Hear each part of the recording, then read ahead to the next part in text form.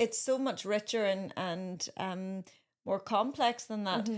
But it's complex in its simplicity, and I know there's a contradiction again. No, but I understand that, and I feel like you have to read the book in order to fully get understand that. Like, even her going off to save Charlie, it wasn't a case of, well, I'm strong, I'm fierce, I'm brave, I'm bold. Like, there was none of that. It was just, my friend is in need and nobody else is doing anything. Yeah. I'm going to go and save him. You know, it wasn't for glory, it wasn't for fame, it wasn't so that the king would grant her anything special. It was just that.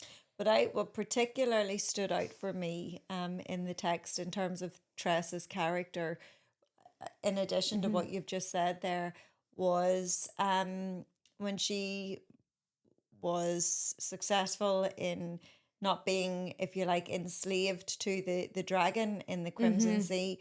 And he had said, well, look, you've been successful. I have to give you a boon.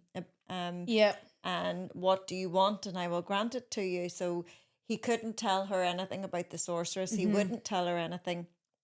And she then said, well, look, there's nothing that I want for me, but, you know, would you swap that out with 3 smaller ones instead of one larger one? I love that bit. And I thought that was, you know, but thinking I was of like, the needs of others. Whenever she said that, I was like, what 3 things does she need? Yeah. And then whenever she had given the spectacles, the letter for I can't even Sally with her dad's location, and then the board. board. I loved that concept So did for Fort.